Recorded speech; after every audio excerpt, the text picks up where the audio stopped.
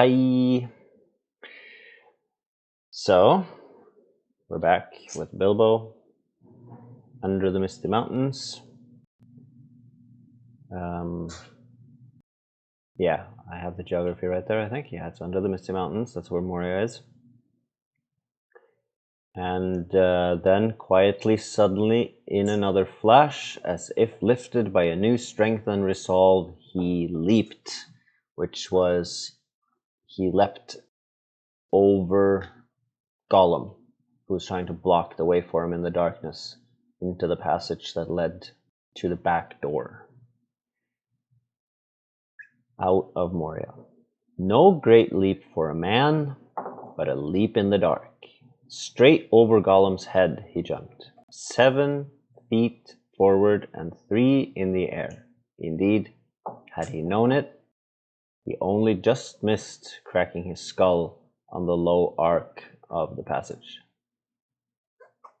Gollum threw himself backwards and grabbed at the Hobbit as the Hobbit flew over him. But too late, his hand snapped on thin air, and Bilbo, falling fair on his sturdy feet, sped off down the new tunnel. He did not turn to see what Gollum was doing. There was a hissing and a cursing almost at his heels at first, then it stopped. All at once, there was a blood-curdling shriek, filled with hatred and despair. Gollum was defeated. He dared go no further. He had lost his prey, and lost, too, the only thing he had ever cared for, his precious. The cry brought Bilbo's heart to his mouth, but still he held on. Now faint as an echo, but menacing, the voice came behind him. Thief! Thief! Thief! Baggins! We hate it! We hate it! We hate it forever! We hate forever! Gollum hates Bilbo because he stole his ring. No. Then there was silence. But that too seemed menacing to Bilbo. If goblins are so near that he smelt them, he thought, then they'll have heard the shriek and cursing. Careful now, or this way will lead you to wrong things. The passage was low and roughly made. It was not too difficult for the Hobbit, except when, in spite of all care, he stubbed his poor toes again. The Hobbit is walking down the dark passage.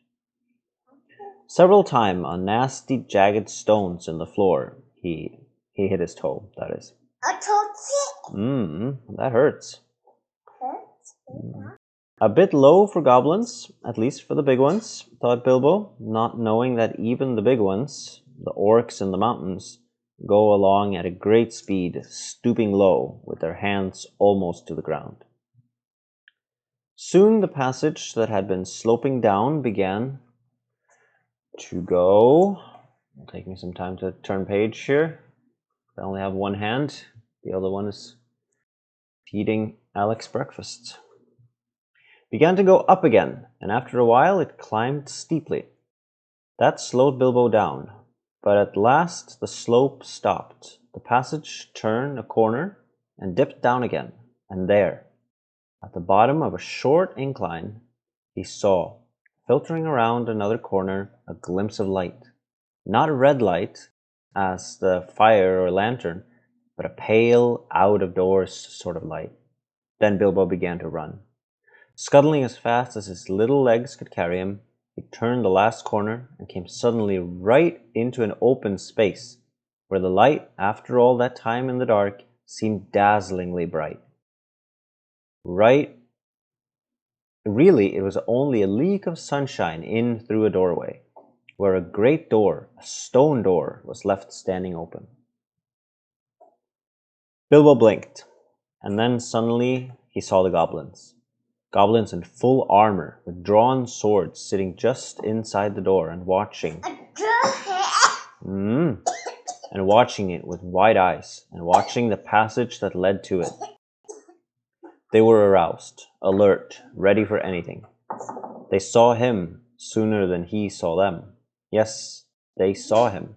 Whether it was an accident or a last trick of the ring before it took a new master, it was not on his finger. With yells of delight, the goblins rushed upon him. A pang of fear and loss, like an echo of Gollum's misery, smote Bilbo. And forgetting even to draw his sword, he struck his hand into his pockets, and there was the ring still, in his left pocket, and it slipped on his finger. The goblins stopped short. They could not see a sign of him. He had vanished. They yelled twice as loud as before, but not so delightedly. "Where is it?" they cried. "Go back up the passage," some shouted. "This way," some yelled. "That way," others yelled. "Look out for the door," bellowed the captain. Whistles blew. Armor clashed. Swords rattled. Goblins cursed and swore and ran hither and thither, falling over one another and getting very angry. There was a terrible outcry, to-do, and disturbance. Bilbo was dreadfully frightened. Yeah? But he had the sense to understand what had happened and to sneak behind a big barrel which held drink for the goblin guards, and so get out of the way and avoid being bumped into, trampled to death, or caught by feel. "I must get to the door, I must get to the door," he kept on saying to himself, but it was a long time before he ventured to try. Then it was like a horrible game of blind man's bluff. The place was full of goblins running around, and the poor little hobbit dodged this way and that, was knocked over by a goblin who could not make out what he had bumped into, scrambled away on all fours, slipped between the legs of the captain just in time, got up, and ran for the door. It was still ajar, but a goblin had pushed it nearly to. Bilbo struggled, but he could not move it. He tried to squeeze through the crack. He squeezed and squeezed, and he stuck. It was awful. His buttons had gotten wedged on the edge of the door and the doorpost. He could see outside into the open air. There were a few steps running down into a narrow valley between tall mountains. The sun came out from behind a cloud and shone bright on the outside of the door, but he could not get through. Suddenly one of the goblins inside shouted, "There's a shadow by the door! Something is outside!" Bilbo's heart jumped in his mouth. He gave a terrible squirm. Buttons burst off in all directions. He was through. With a torn coat and waistcoat, leaping down the steps like a goat, while bewildered goblins were still picking up the nice brass buttons on the doorstep. Of course, they soon came down after him, hooting and hallooing, and hunting among the trees. But they don't like the sun. It makes their legs wobble and their heads giddy.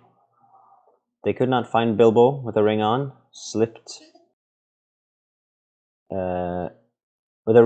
slipping in and out of the shadows of the trees, running quick and quiet, and leaping out of the sun. So soon they went back, grumbling and cursing, to guard the door. Bilbo had escaped.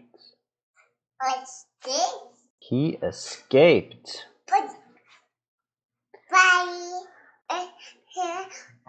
That was the end of Riddles in the Dark.